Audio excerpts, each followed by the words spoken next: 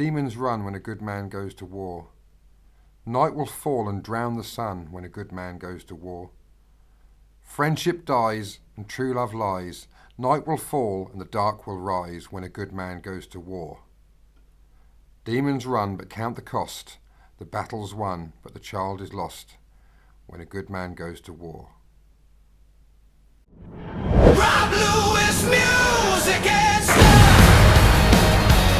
Say it loud, say it loud, say it loud. Rob Lewis music and stuff. Hit that play, Rob Lewis music and stuff. One more time, never enough. Hello, welcome to Music and Stuff. I'm Rob Lewis and it's Who's Day Tuesday here on the channel, and I have to apologise for my lack of Doctor Who content on this channel of late.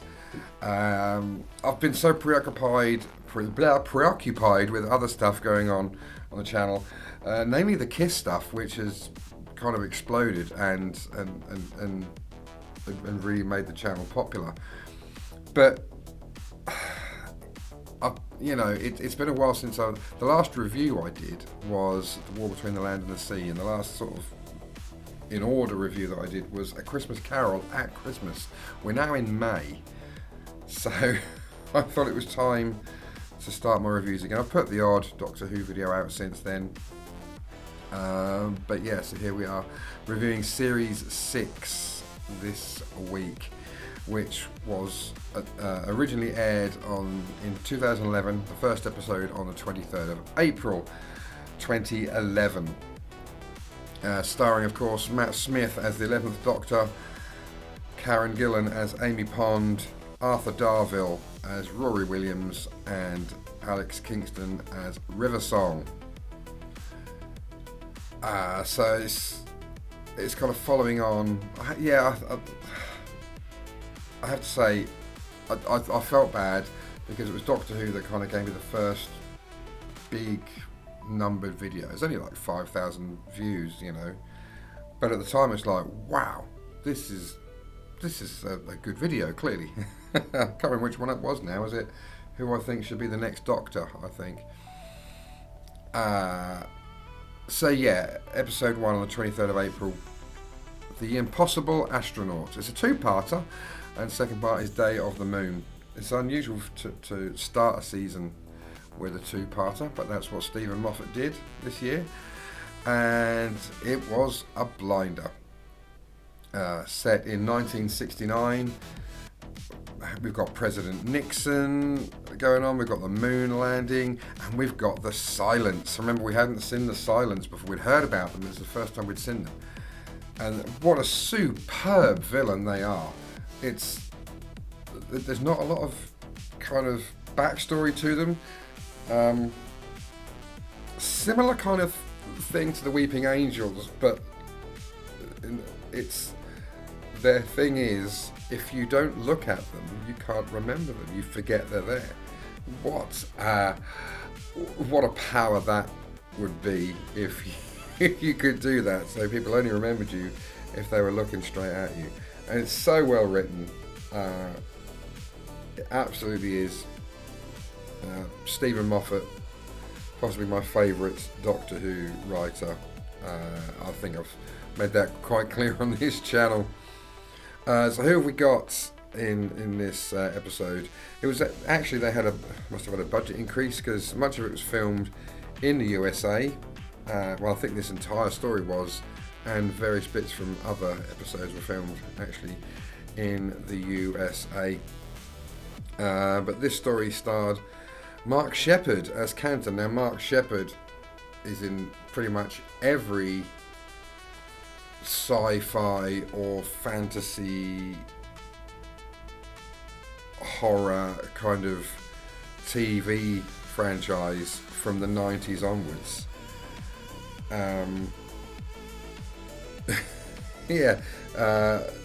Things like X-Files, Supernatural. I can't think what else he's in now. I've gone blank, but he's pretty much in everything. Didn't make it into Quantum Leap, sadly, but his dad did. William Morgan Shepherd, who is in this episode as an older Canton. So that's a Doctor Who Quantum Leap connection. If you watch his channel regularly, you'll know why that's cool. So William Morgan Shepherd. Who else have we got? Who was it that played? I can't think who it was now. That played President Nixon. Doesn't matter. What am I fidgeting with a pen for? It's going to make noise. But The Impossible Astronaut, Day of the Moon, I am going to give that... Oh, hang on. Yep, go on. Hello, Holiday Rob here from Croatia. Just want to let you know, if you're enjoying this video, thanks very much for watching. But don't forget to smash that like button, hit the subscribe button, and of course the alarm notification bell so you know when my videos are coming out. And if you're interested, I've got social network stuff, Facebook, TikTok, Instagram, not Twitter though. And I've also got a Patreon, so you can find me there. It's in the description. Links for everything's in the description. And yeah, I'm going to hand you back again, because otherwise Studio Rob gets frustrated. Thank you very much. Yes, I'm going to give The Impossible Astronaut and Day of the Moon collective 10 out of 10. A great way to start a season. And one thing I forgot to mention, that the immortal line... Hey, nice hat. I wear a Stetson now. Stetsons are cool.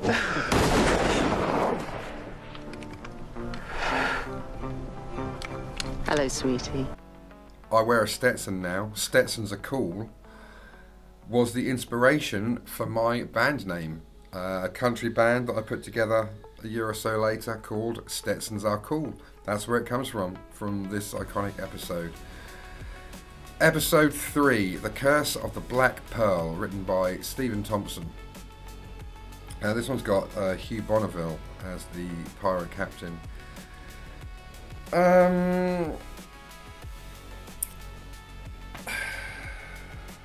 Yeah, Lily Cole's in this one as well. Not my favourite. It had good elements. It was quite funny. I kind of like the concept, but I don't know. It just doesn't really grab me, you know. That's all it is. Nothing really wrong with it. It's a good little pirate romp, I guess. Pirates of the Caribbean, it isn't, but. Yeah. No, it's good. It's alright. I'm going to give it a 6. 6 out of 10, I think. Episode 4, The Doctor's Wife. Starring, of course, Saran Jones as Idris. I'm assuming you've seen it. Idris is the human personification of the TARDIS. Great idea. I really like that execution. Some of the visuals are quite compelling in this episode as well. We're on like a junkyard planet, and yeah, great stuff. I'm going to give it an 8 out of 10. I was going to give it a 9 because I really like it, but it loses a point because it was written by Neil Gaiman. If you don't know, Google him. Another two-parter next with The Rebel Flesh and The Almost People, written by Matthew Graham, who is one half of the writing team for Life on Mars and Ashes to Ashes, along with Ashley Farrow, is that the other half? But yeah, Matthew Graham. I actually thought there'd be a good duo to take over as showrunner for the show, should it be required. Not necessarily on the strength of this story. It's all right. It's not bad. It's got Chris from Ashes to Ashes and Life on Mars in it. It's a decent episode, a decent story. I think maybe a one-parter would have done it rather than a two-parter.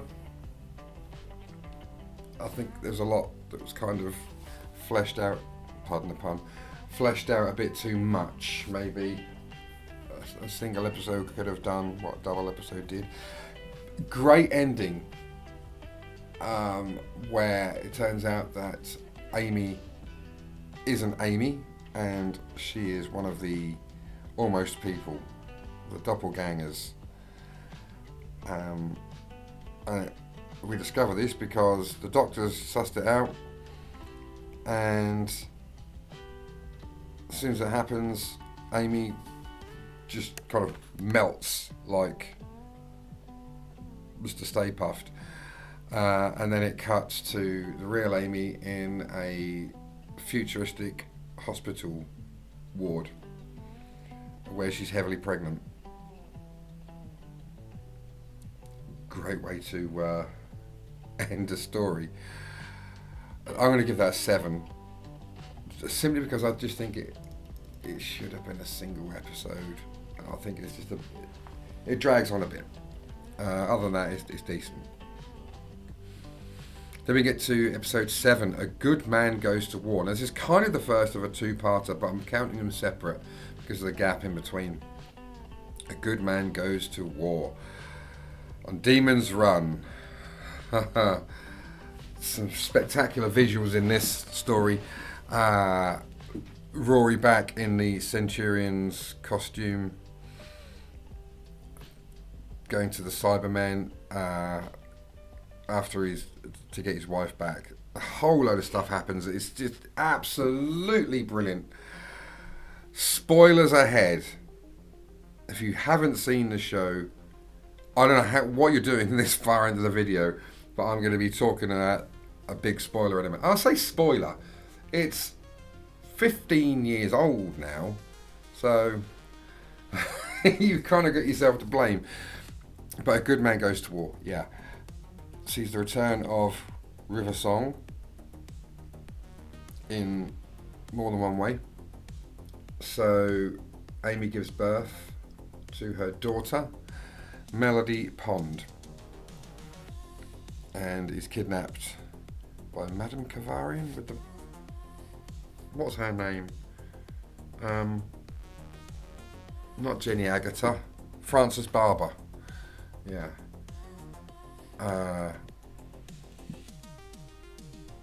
Basically, I love this. At the time, I don't think anyone saw it coming. It was so clever. There'd been all this kind of secret, who is River Song? What's her story? And there's this talk about the language of the forest, and the only water in the forest is the river. So it's kind of a translation. Melody Pond, River Song. Genius. My jaw dropped when I first saw that. I did not see that coming. I genuinely didn't. It absolutely blew me away. The River Song was Amy and Rory's daughter. Just let that motorbike go past. Amy and Rory's daughter, conceived in the TARDIS, which was why she has some Time Lord properties. And we learnt that at the end of the episode, and then we had like a 3 or 4 month hiatus because the production team had kind of sussed out that viewership drops during the summer, so they just had a break. They stopped mid-season. I think they do that in the States, don't they? They stopped mid-season and came back in the autumn after the summer with Let's Kill Hitler. Interesting title. And this is where we first see the Tesselector. And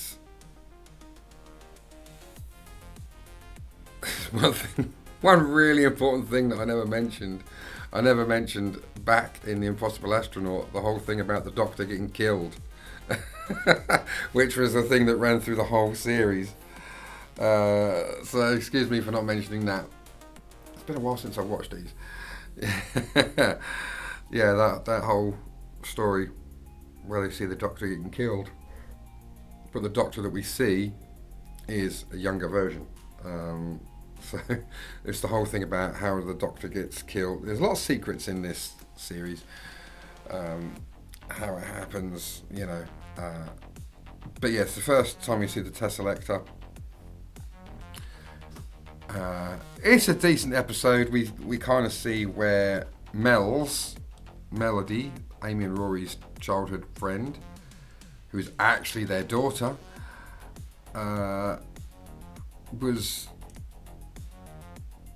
she demands they go back to 1940s Germany because she wants to kill Hitler, and she's killed essentially, but regenerates into the River Song that we know, although she's still called Melody at that point.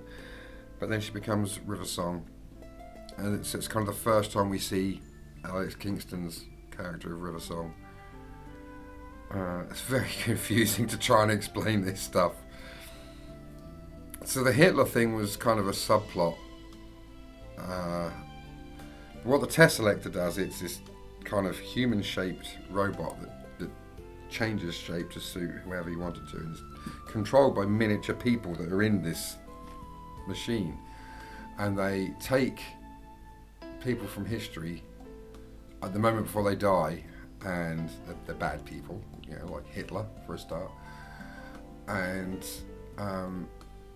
take them to a kind of a hell sort of place, really, I guess. I think, is that right? I can't remember that bit so much. So yeah, the Tesselector then switches places and then looks like Hitler.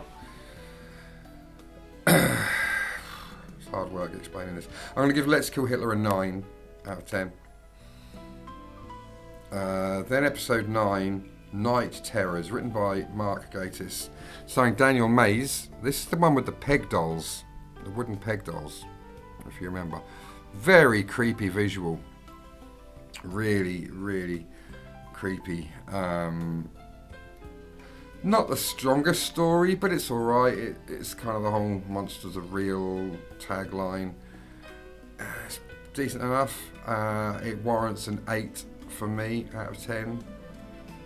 Then we have episode 10, The Girl Who Waited by Tom McRae, starring Karen Gillan twice as Amy Pond. Now I think the only cast are the 3 major cast in this story, aren't they? It's just the Doctor, Rory, young Amy and old Amy. Again, it's amazing to think this isn't a Stephen Moffat story, because it's kind of got all the hallmarks. But yeah, Tom McRae, I don't know much about Tom McRae, but The Girl Who Waited, fantastic story. Very, very strong. And I think Karen Gillan and Arthur Darvill should have had some sort of an award for their acting in this particular story. It was superb. I'm going to give it a 10 out of 10. Then we get episode 11, The God Complex, written by Toby Whithouse, set in a hotel. It's the one with David Walliams, isn't it? And who was the nurse that was also in the hotel? Oh, I can't think of her name now. Doesn't matter. Who would have been a good companion, I think. But yeah, the God Complex in this kind of big hotel, and the Minotaur and all that. Some fantastic visuals in it. It's alright, it's decent. It's about everyone's seeing like their biggest kind of fear, the thing they fear the most. 8 out of 10. Episode 12, Closing Time by Gareth Roberts. This is the sequel to The Lodger. The sequel in terms of he goes back to see... What's his name? What's James Corden's character's name? I cannot remember.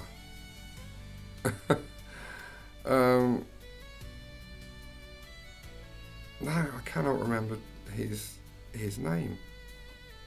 Mike? No. Craig. Yeah. Yeah, Craig from the previous series. This is the Cybermen thing. Craig's got a kid now and he's married up and stuff. It's alright, but I think the whole Saved by Love thing let it down a bit. But I do like the whole I Speak Baby sequences. They were very good. Stormageddon. Yeah. But yeah, a 7 out of 10 for closing time. Then we get to episode 13, the finale, The Wedding of Riversong. First time that the finale wasn't a two-parter, because we'd had that at the start of the season. The Wedding of Riversong. Absolutely superb story. Bonkers plot. Absolutely, completely bonkers. Matt Smith with a beard and long hair in a straight jacket. And we had Simon Callow, is that his name, returning as Charles Dickens in the start, and it's like the BBC Breakfast, and time is all over the place. We've got Churchill in there and stuff. Yeah, Simon Callow. Yeah, I love it. I think it's great. I can't really describe what the hell's going on, to be honest. But it's sort of it closes the Impossible Astronaut Doctor dying story, as well as the kind of Riversong who is she kind of saga. It kind of ties all of these knots up in one go, but leaves other ones untied as well. But yeah, it's very, very good, and that's why it's getting a 10 out of 10. So that was series 6, shortly followed by the Doctor, the Widow and the Wardrobe at Christmas, which I'll be looking at next time. I'll try not to leave it quite as long next time. But yeah, so overall, that gives the Series 6 score of roughly 8.5 out of 10. Not bad, not bad. There's a couple of iffy ones in there. It's a broad wave. Let me know what you think of the series in the comments. I'll see you in the next one. Thanks very, very much for watching. Catch you later, Bill and Ted. Oh, just in case.